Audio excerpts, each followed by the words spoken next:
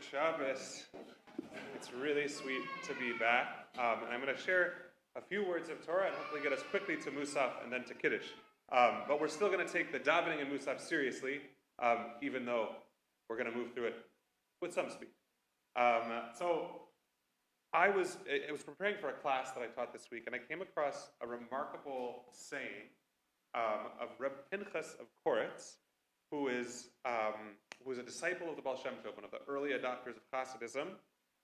And he said, or it was attributed to him that he said something, that he would speak to God, and he would say, if I were a singer, I would not allow you to live up there in the heavens. No, you would be forced to live with us here. And I want to just hold that as a frame for what I'm going to share. We are now fully in the cycle of heading towards Pesach.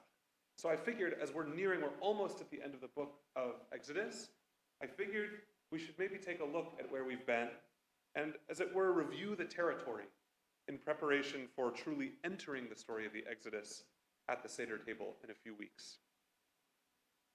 So we began our book totally alienated from God, subdued by the cruelty of slavery.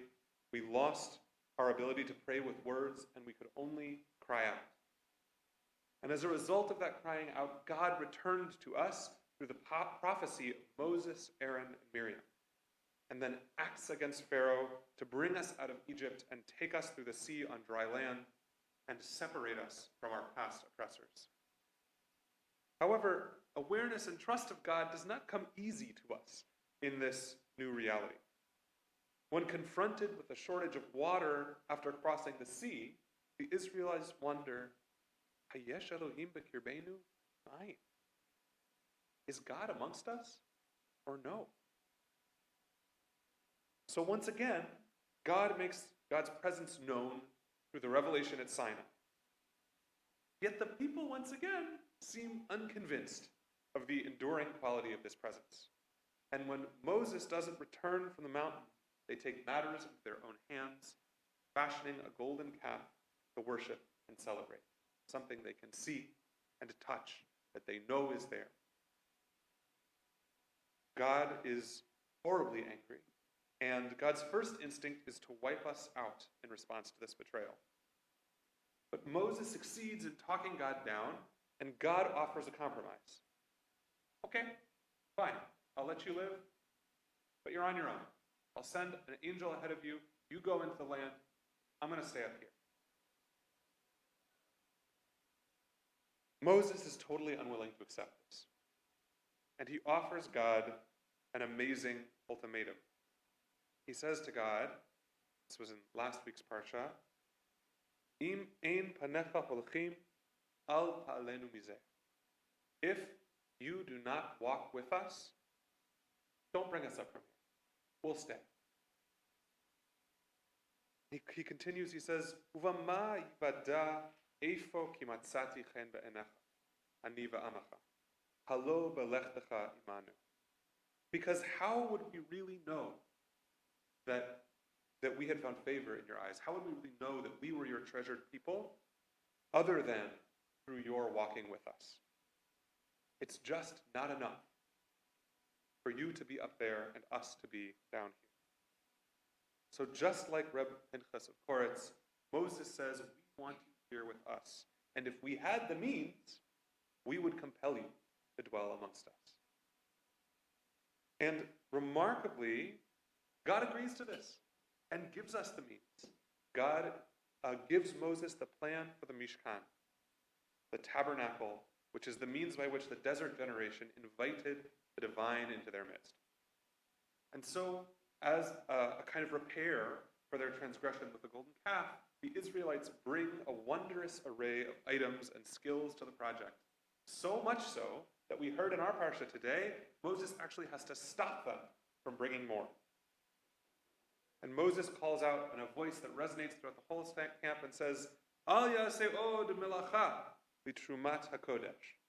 Don't do any more work. Don't bring any more stuff for this holy donation. And the Torah reports, V'hamelacha haita dayam. The work that they had done in bringing these things was sufficient. It was enough.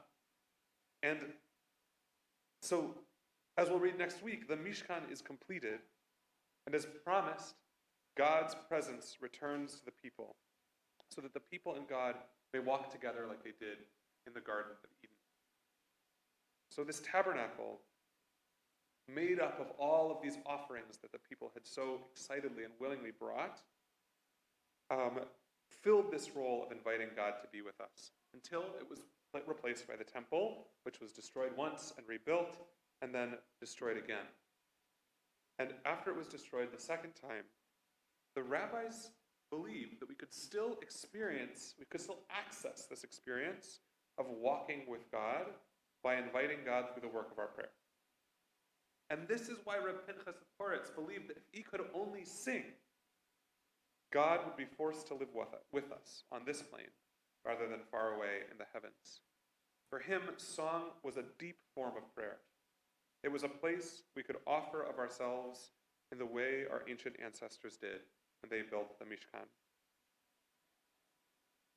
The word Selah, which you may have seen at the conclusion of some of our prayers, including Ashrei, which we sang just a few minutes ago, is a mysterious word that has no agreed upon meaning. However, some say that it may have been an ancient musical direction, an acronym for the phrase Siman L'Menatzeach As, a sign for the conductor, stop. Understood this way, Selah was our ancient composer's version of Moses' proclamation to the camp. What you have shared in your offerings, what you have shared in your prayer and your song is enough. We have what we need to experience God's presence. We are home.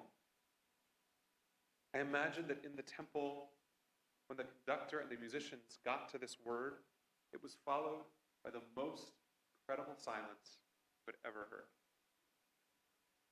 A silence filled with awareness of our enoughness, of our belovedness, our connection to our Creator, and our connection to one another.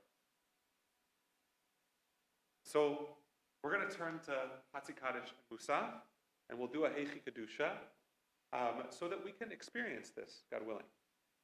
We're going to sing together, and I invite you, for those of you who are here for Shacharis this morning, we did a practice of everyone singing out notes throughout what I was davening to create the material from which our prayers would grow.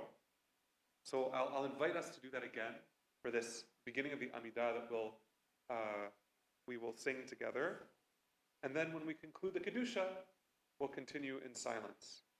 And if we do it right, that silence maybe will feel just a little different than silence does right now.